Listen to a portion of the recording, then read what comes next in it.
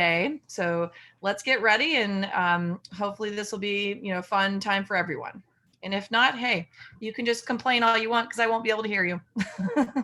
So I'm, rightfully calling this a legal brief. I believe that, at the end of the day, before we can even go into the world that you're living in, let's kind of discover, taking a look back towards the past, then going to the future, and then figuring out how do we kind of solve for all of that.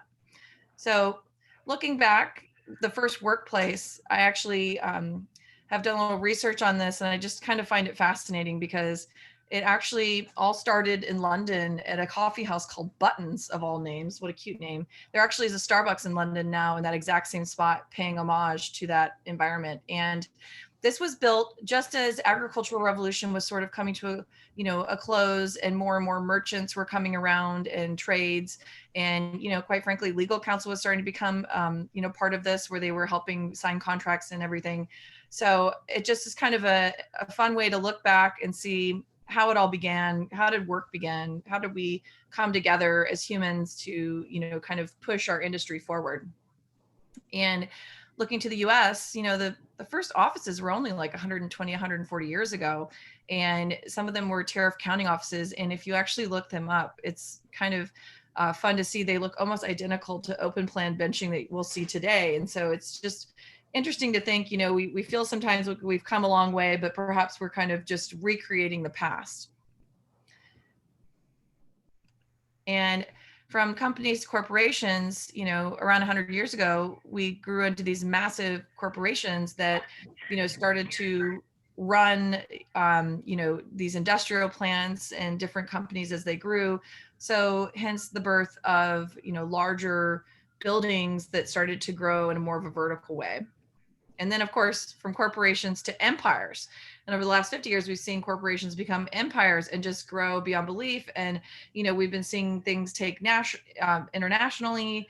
And it's just been such a, great transition throughout, the last, century and a little bit over that to see what's happened. Now, one thing to take into account that's kind of interesting, and, again, we'll get to the legal part in the end, but we're kind of going down this path at first to, kind of discover where things have come from. But all the corporations, 9 out of 10 Fortune 500 companies from 1958 no longer exist. And yes, I use Star Wars humor in my presentations because I have a 3-year-old, and that's how I get to work from home and distract him at the same time as I sketch Star Wars. So, so what happened? This did not evolve. They essentially did not evolve. They did not respond when a challenge hit them. A lot of the companies said, "Oh, we'll be fine. We're safe. We're okay." Well, the reality is, it's just like the story of Blockbuster and Netflix. Blockbuster owned that niche. They ran with that. They were, dominant. And then in came Netflix, and they were kind of small and sort of, a little bit annoying at first because they were taking some of their market share, but Blockbuster just stuck to their guns and said, "Nope, this is our model. This is what we're sticking to, and we are not going to change. People will come in and they will rent videos from now on." Well, obviously we know how that story ended.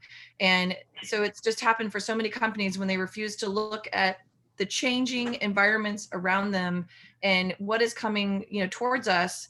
It's time to evolve. And so, and with some big trends with technology, we, according to the World Economic Council of Future Software and Society, we have, sensors are everywhere now. I mean, if you're wearing an iWatch or any kind of Fitbit or things like that, you're wearing a sensor. The next trend will be there'll actually be sensors in clothing. And, this will be an interesting way that, you can track, utilization, that you can track, possibly employee health down the road.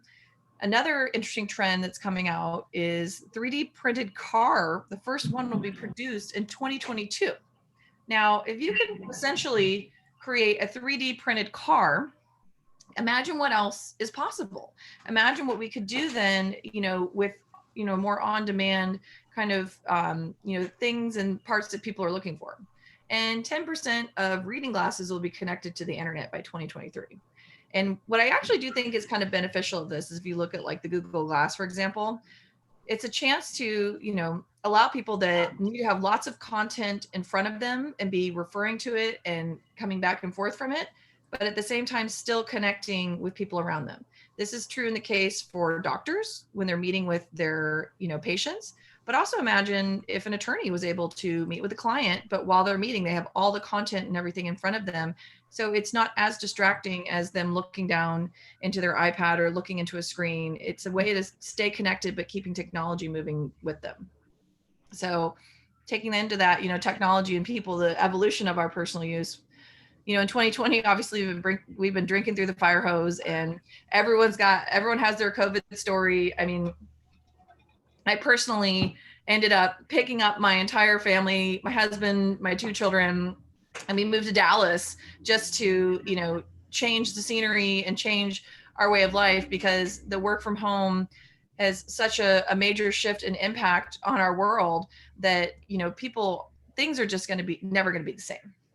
So with that 2030, the projected supply solutions, it's going to be things about, the mass air indoor filtration, tiny projection screens. So it's going to be, how do we use technology to help improve the health and wellness of our buildings? How do we use technology to make connections between people when it's not necessary? And we're obviously showing that through remote videos and everything right now, but there's a step further we can take it moving on.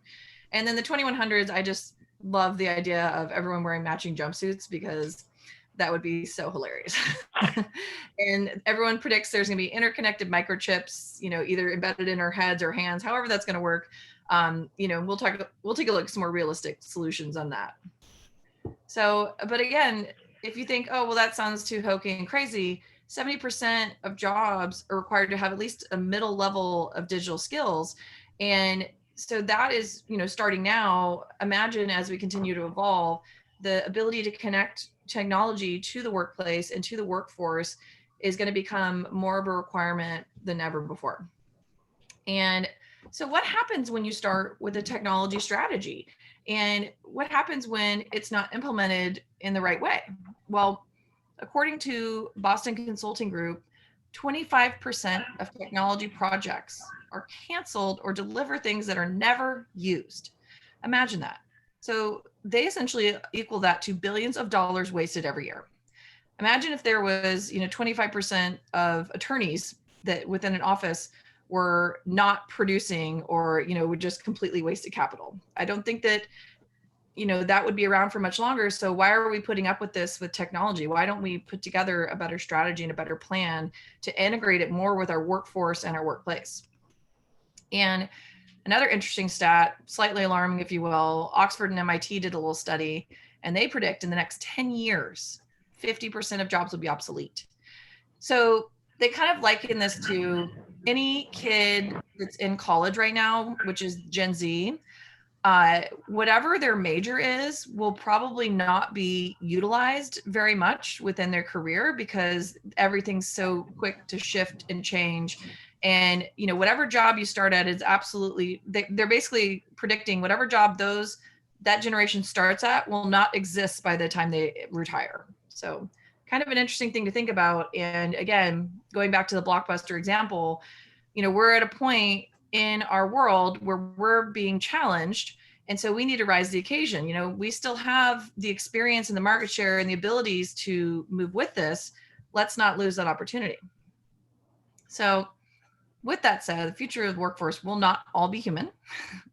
400 to 800 million people could be replaced by technology that already exists. And one of the questions that was asked of a broker, Ono Zwanveld, who he was behind the original CBRE, the WELL certification, first WELL certified office building in the world. I'm not sure if everyone on the call is familiar with WELL certification, so I'll give a quick blurb. I actually worked on that project, so that's how I'm familiar with it. And, it was really fascinating because they essentially took what, used to be only focusing on sustainability and the earth, and then they shifted it to human sustainability. And how do we sort of continue to make an environment that helps improve the humans' well-being within the workplace, as well as being good to the environment? So they asked him, because he ended up, kind of creating his own firm after this and kind of going places, but they asked him, well, what happens if people don't want to return to work? What happens if they kind of say, well, I'm good, I'm at home and things are going well for me? And he said, that's fine. The only problem is that some of those workers, if they're doing any sort of repeatable task, they could eventually be replaced by technology in the next 5 to 10 years. So the workplace is really going to be more important than ever for the workers as well as the companies. And so, again, to kind of drive that point home, if you try and go up against a machine just in a straight intelligence contest of like content that you know as a knowledge worker that you've been hanging on to, it's like trying to go up against AI with a Harvard MBA, 800 years of experience, and 24/7 energy, which I liken that to minus all the education. That feels like what it's like to watch my children all day. They're 3 and 5, so a little crazy.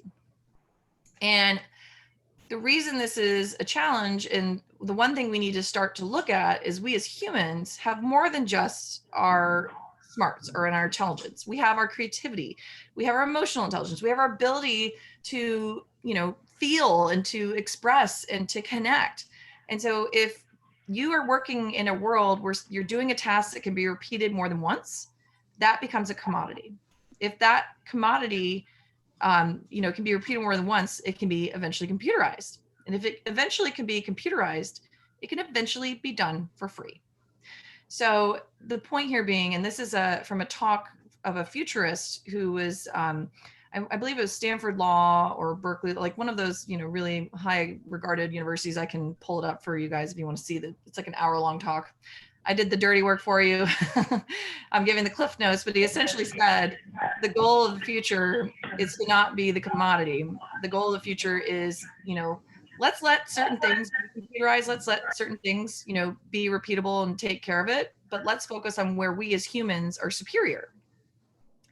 And AI, artificial intelligence, certainly has some roadblocks. And if you've ever taken an ethics class, you've probably talked about this dilemma, and especially kind of a nod to the legal industry in itself, because obviously knowing that, having the highest level of ethics is essentially what defines your industry.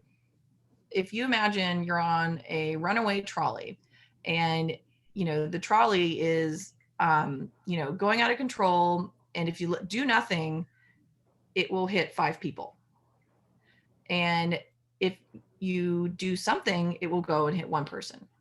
Well, essentially, everyone would say, well, of course I'm going to save that 1 person. And so it would seem kind of obvious that you would program the AI to save the 5 people and hit that 1 person. Well, then that question is asked, well, what if you know that person, that 1 person? What if that's one of your relatives? What if that's one of your family members? And so then it becomes this emotional, ethical dilemma that truly can only be decided upon in that moment, right? And so that is like the gut reaction, the gut instinct that comes from our reptilian brain. And historically speaking, that's the emotional brain. So you can't be rational about something like this. And AI and technology in itself is truly rational. So that is the challenge AI has. And so we have to figure out some sort of a collaboration. And so throwing back in my Star Wars nod, human plus droid. Hello, Darth Vader. Best of both worlds, maybe. He did turn good in the end, so we'll give him credit for that. But essentially, bringing together our emotional intelligence and critical decision making, which is our true human capabilities, with the robots that can do all of that fantastic, let's be honest, sometimes boring, research and content for us, it could end up being a really great world. We could really use this to our advantage to, continue to flourish and thrive within our worlds. And, again, talking about emotional intelligence, 58% of your job on average depends on having emotional intelligence. These stats came from Harvard Business Review. 90% of top performers have a high EQ, which is known as an emotional quotient. And here's the fun one that I like. If you have a high EQ, on average, you make about $29,000 more than people with a low EQ. So nice things to keep in mind. And again, embracing who we are as humans. And quite frankly, it's time to start thinking about this because, as we're separated right now, it has been amazing to see what the world's been doing, and people are reaching out to each other and trying to come together and trying to support each other. But it's still, to me, is outlining the dramatic, essential need for having a space for people to come together away from the home, breaking up that day, and making these personal connections, because once you form a relationship with someone, you're 10 times more likely to be open to sharing more content and information with them. You're open to, kind of collaborating on things and being, more free with that. If you don't know someone, you've never had a connection with them, or you've never had a moment, it's really hard to build that trust. And so, how do we accomplish this moving forward? What are we going to look to? And before we go there, let's talk about how AI is specifically impacting the legal world.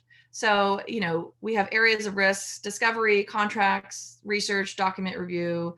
I mean, these are all going to be, directly impacted moving forward.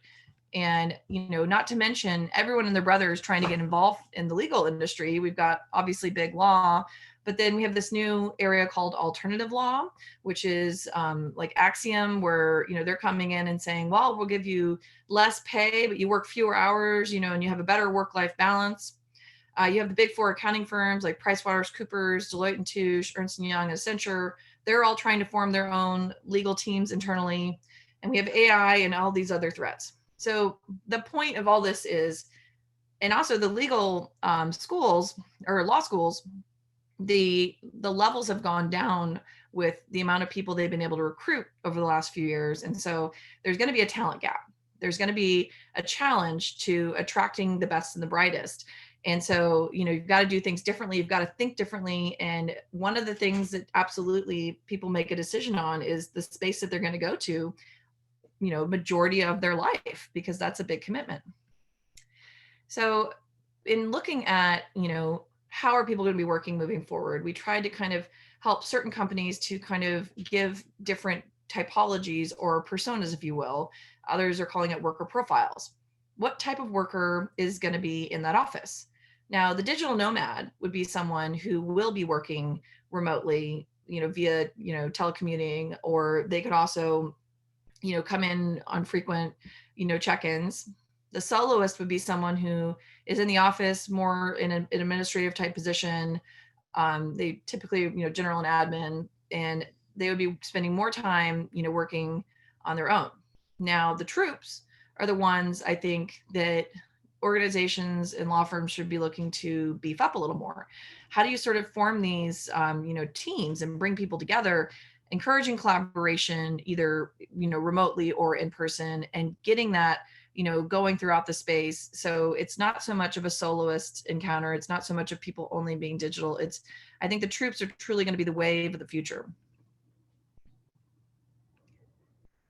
And looking at these types of hybrid models, that appears to be a nice balance to strike, having some mobility, having some residence within the workplace, finding a way to kind of balance moving forward versus all or nothing. And of course, we can't forget about these guys or gals. They're all in the workforce already. In fact, within the next, I want to say by 2030, they're supposed to make up like 60% with Gen Y combined, 60% of the workforce. So that's pretty crazy. And some stats on them, number one from them, 91%, technological sophistication would impact their interest in working at a company. 93% said that companies' impact on society affects their decision. And 77% said a company's level of diversity affects their decision. So these are all important areas to keep in mind and to pay attention to, because at the end of the day, if you kind of ignored these, they're probably going to go off to one of those other, opportunities out there. And, kind of going back to the remote work, I think everyone's probably feeling like this at this point, or, a group of Hollywood squares where, we all, while it's been kind of a fun experiment, it's kind of getting to a point where I think it's time to turn it back around and get everyone, back together in a safe way. And so, taking those work style worker profiles a step further, looking within the troops, how would those troops engage? How would they work together within the workplace? Well, we have our innovators, our bridgers, and our adapters. An innovator might fall under a partnership type level where they're coming up with the case file and the discovery and the content. The bridger might be, an associate attorney or paralegal that's connecting that information. And then the adapter might fall under a clerk or an admin that's going to go and put that work together and make it happen. So how do you design space that encourages this kind of collaboration versus just going with the standard?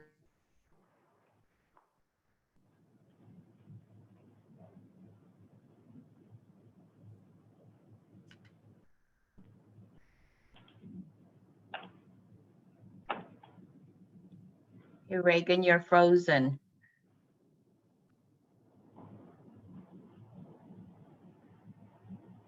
Reagan, you want to try to maybe reset and come right back in?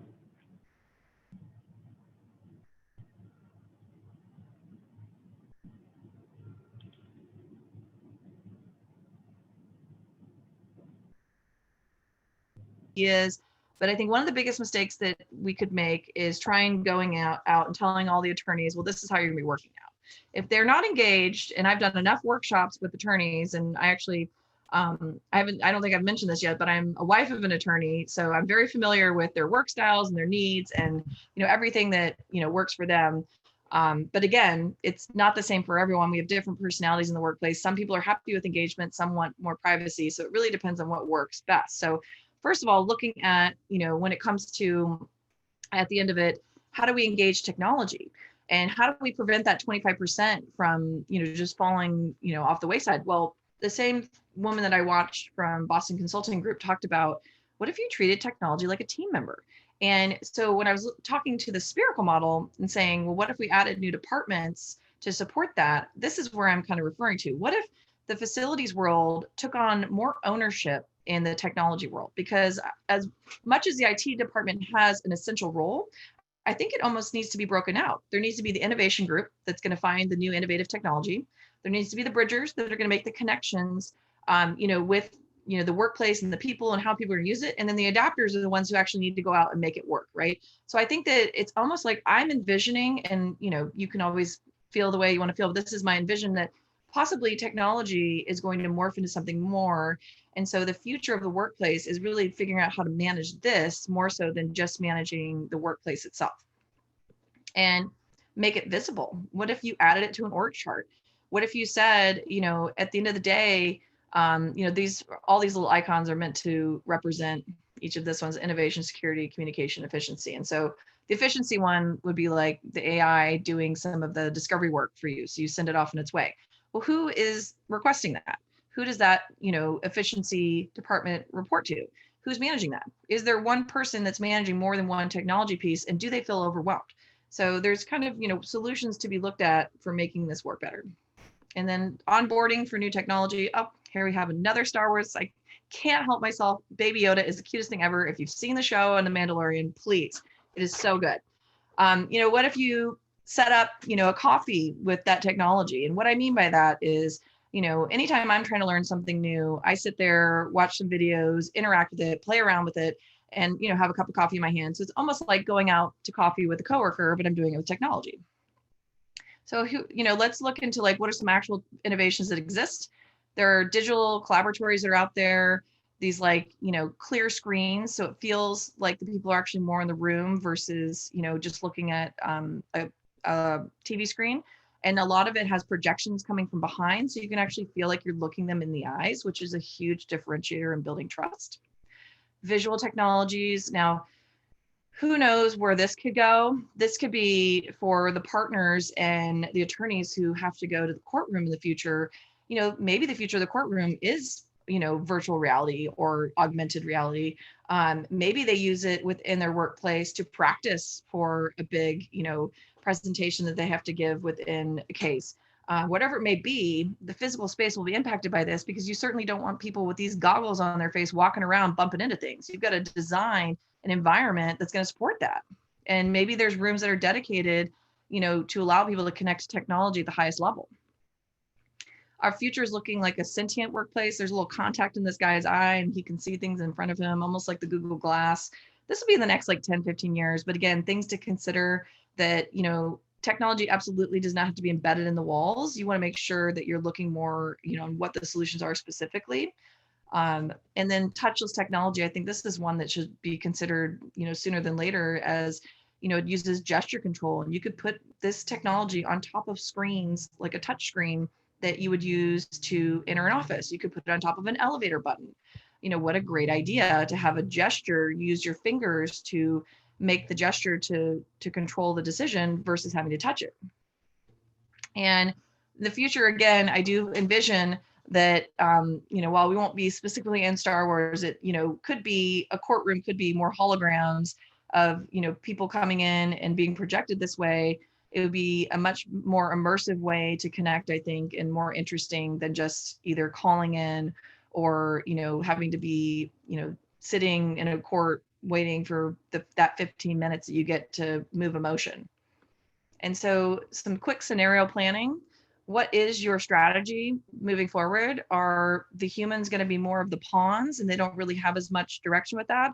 Or are we going to make them the kings where they are the, you know, the most important part of the office?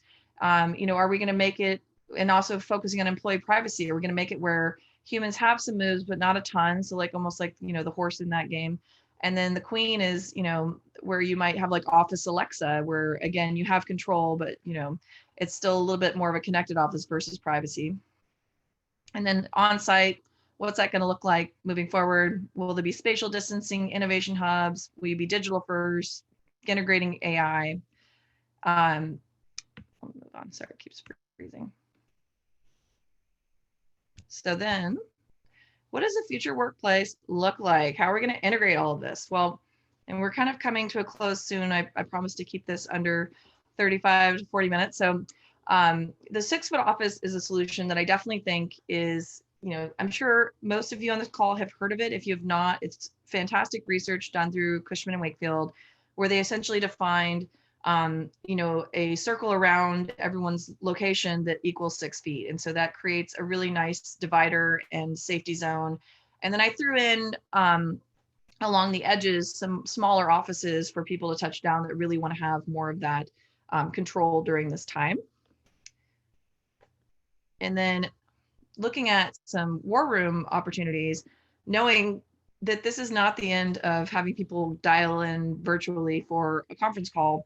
If someone is actually in the office and let's say they're in a war room, let's make it a war room of the future. Let's make it more digital, more interactive. I imagine that the drawings to the right would be virtual whiteboards that you could interact with the people on the screen.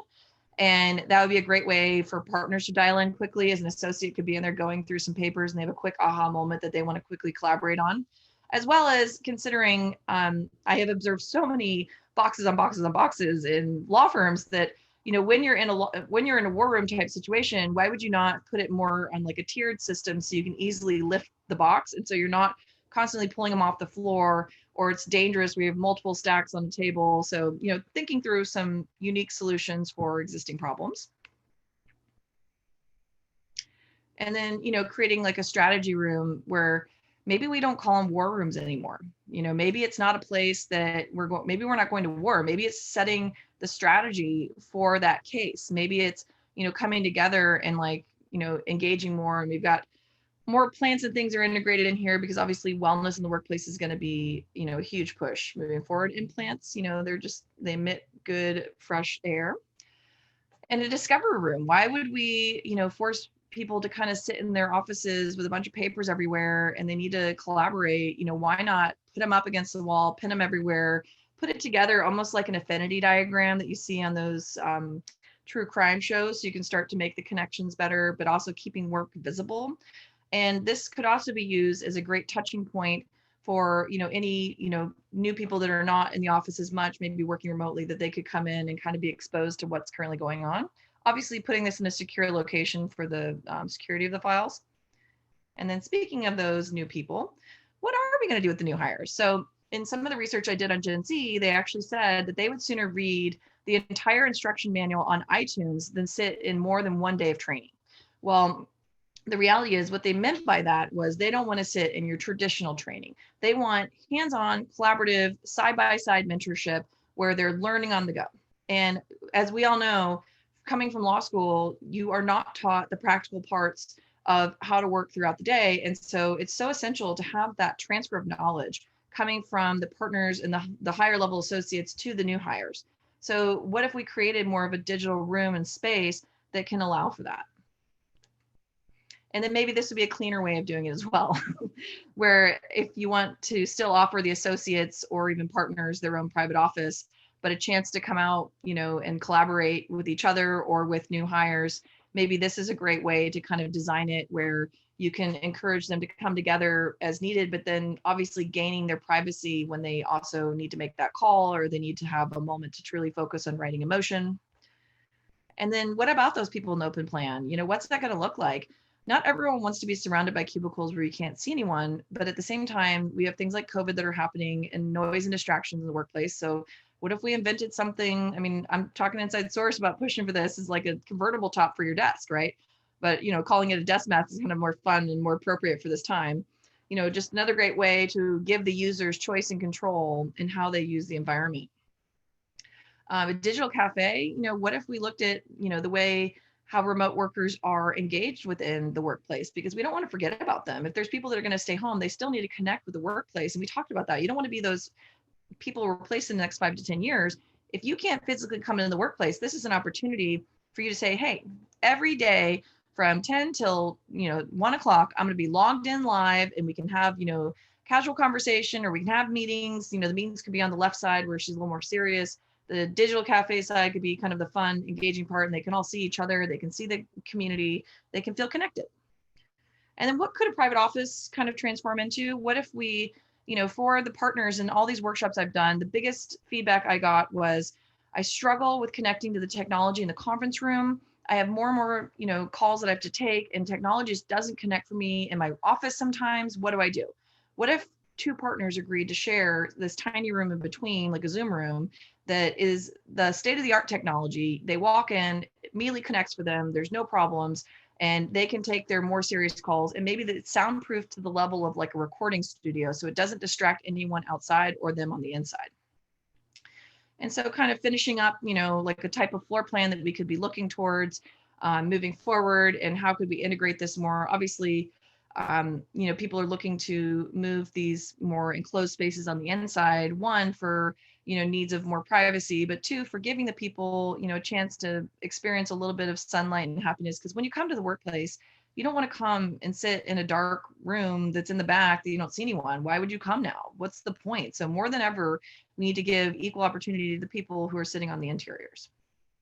So that is all I have for today. But if you want more, or, Chris, if there's questions, we can go back within the presentation. But this is the contact email. So please write this down if you want a copy of the presentation, if you want additional insights or research. I feel like I just kind of skimmed the surface. There's a lot of, great ideas and things that, I wanted to share, but I didn't want to like totally, go crazy. And if you need more Star Wars pictures, you know who to call. Thanks, Reagan. That was excellent, really excellent. I've had the benefit of, sitting through a couple of the trial runs, which were great as well. But seeing some of those new slides you put in there, like Zoom rooms and 6-foot office stuff from CW, that is awesome. Does anybody have any either chat written questions or verbal questions to ask of Reagan and her team? Reagan, I have one. What are some of the most surprising and stats that you've seen because of the pandemic that you're going to see that we can expect, or maybe possibly expect going forward? Well, it's interesting that you mentioned that, because one of the things that I've noticed is there is a great divide in people returning are either extremely cautious and still want to social distance, and they still want to, keep their space. And then there's almost the other half is like high-fiving and hugs and left and right. So you're going to have like, almost a tale of 2 quarantines coming back, where it's going to be one group is ready to go back to business as usual. And, they feel one way about this whole world. And meanwhile, the other group is, saying, give me my space. Like, I'm not ready for this, but I still want to be there and be a part of this. And so that whole empathetic design that we talked about, and this is a great new role in the facilities world to take on, is enhancing the emotional intelligence of the workplace, is, starting to think about that. And I actually have I can add the slides into the presentation if there's interest, but I actually have a couple of mood-based environments designed around that. Like, there could almost be a complete shift in one side of the office where you could allow people who are still needing a little more social distancing to enter from even a different area, maybe they shouldn't have to be exposed in the same elevator in the same, because they might be behaving differently during this time. And then, for the other people, kind of allowing them to, again, we all want to be careful though at the same time and not bring in like 50 people at a time. But, it's like creating this new environment, I think would be, it's going to probably be one of the biggest challenges. And on top of that, it's like, what does it mean to everyone? Because people are also going to be coming back damaged. And I hate to say that, but like, we have all been through a lot. I mean, like I said at the beginning, I moved my entire family from California to Dallas because it was hard. And not everyone's had an opportunity to, what they say with resilience. And so there's actually, this is probably a different topic, but mental endurance and building resilience are going to be two of the biggest factors that, as well, I think the empathetic office is going to need to offer is how do we help people with resilience? How do we help them recognize the reality of our situation? How do we help them find meaning during that time?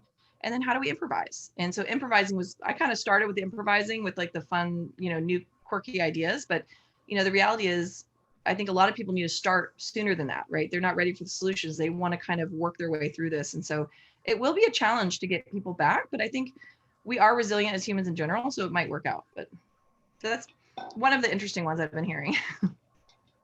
Great. Thank you. Thank you. One of the things that we've experienced here at the firm, and we're in the process of implementing it right now, there's a software solution called Maptition, which is basically floor plan, management, kind of on steroids, but it's got a COVID piece to it as well, where you can, lay out different scenarios of, how many people you can fit in a conference room with 6 foot, social distancing versus 8. You can do different scenarios within it. So I think the software, piece and the technology piece, as you've mentioned, is going to, really have a lot of tie-in to this return, to work scenario. And I did throw this in for potential questions on what does that software look like.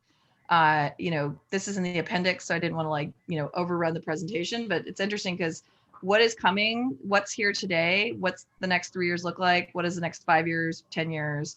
And these are all, I've sort of vetted some of these companies and products and, the future of what that's going to look like. So yeah, you're right. Like the iOffice, which is tracking, the workplace and the utilization.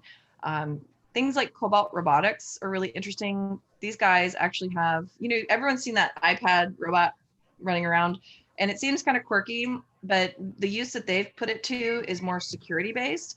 And it's more about not necessarily replacing security guards, but it's an additional piece to have within the workplace, where the research they showed was if someone were to break in, within the office, they actually could, they would actually walk up to the robot and kind of be like, what is that? And then all of a sudden you have a screenshot of that person's face. And, interesting things like that, or, if it's late at night and someone's walking in their car, you could just take the robot with you. So things to think about moving forward. Got one for you.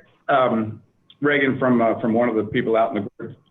Do you anticipate that law firms will go the direction of one size offices and get rid of open areas is the question. I think that we need to have some space where we can see each other.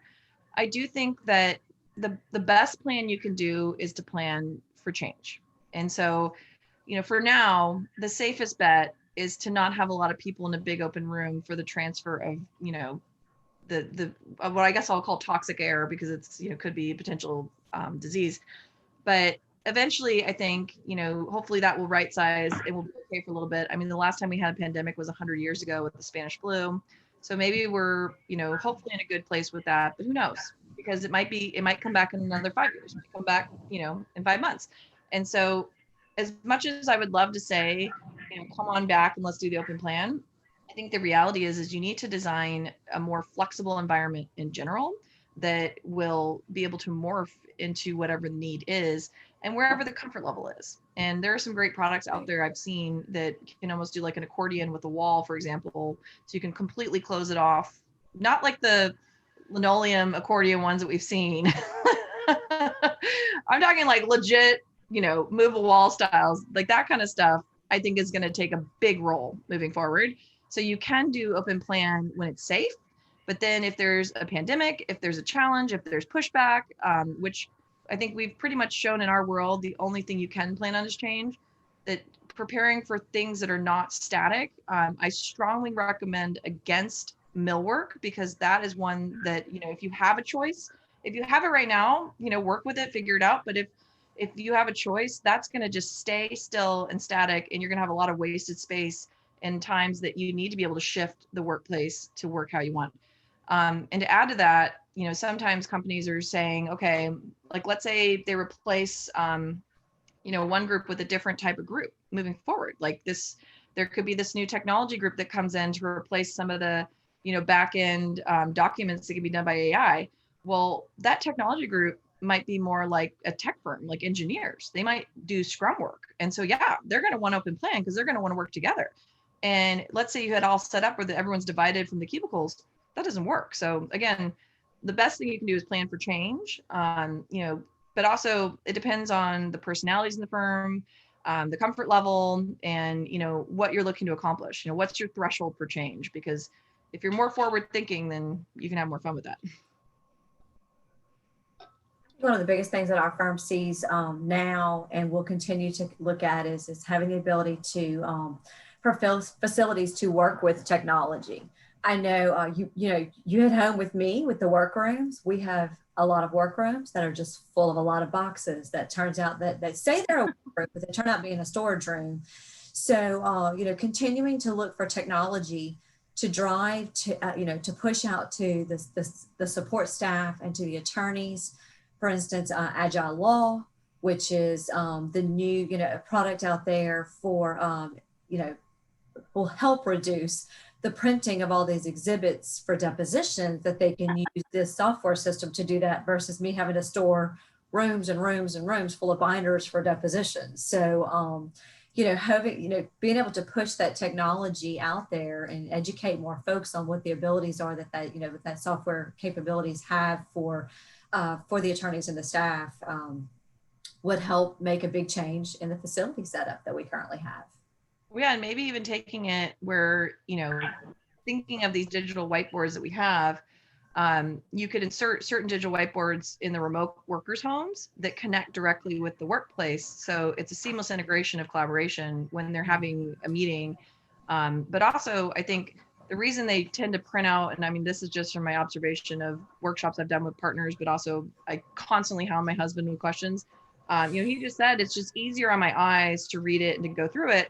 Well, if there was a room eventually like the Office Alexa that you could say, you know, hey, bring up blah, blah, blah file under using technology in that way, all of a sudden, you know, you don't have to have 1,000 reams of paper. It will pull up the exact paper that you need, and you can edit it and annotate it and send it off. You know, that's the kind of technology I think that would truly benefit a law firm in the way, you know, attorneys are working today and collaborating, you know, and that would allow for people, you could almost like brand the rooms to continuously evolve depending on the case that it's dealing with, right? And so then it's like maybe even digital pictures come up of, you know, the jury or whatever. So it's like you have more of an immersion experience versus just a bunch of you know, because at the end of the day, you could probably convince them to make some change if they understood the benefit they could get in, you know, actually, you know, kind of pushing some of these cases forward with better research and better informed decision making. Hey, Reagan, I got another one for you from the group, which is on a lot of our minds. So what do you foresee for attorneys continuing to have separate offices? Will they be unassigned or still stay traditional with their own offices? What do you think about that? Well, I've definitely broached this subject in some of my workshops with partners and associates because we like to challenge them to do things differently. I think going back to one of the slides, let me pull it up real quick. I imagine, give me one second.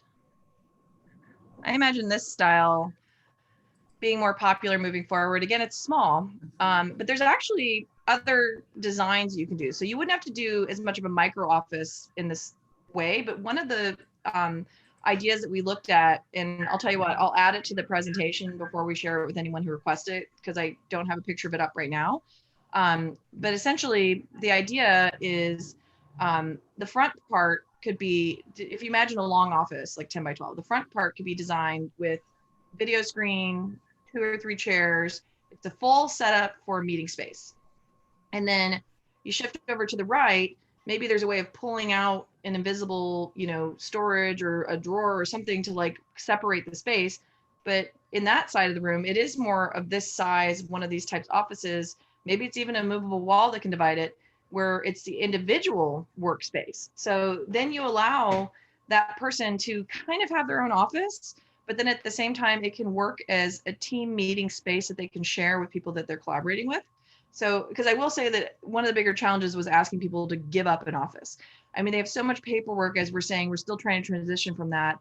I don't know if that, going like into more of a shared office thing is, the ideal.